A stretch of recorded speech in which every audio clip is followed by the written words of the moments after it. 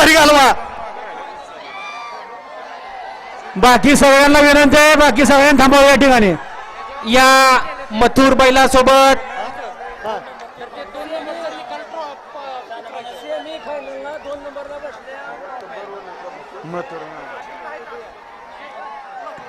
हे पहा सुंदर अशी गाडी तास क्रमांक 1 वरती मैदानात आली.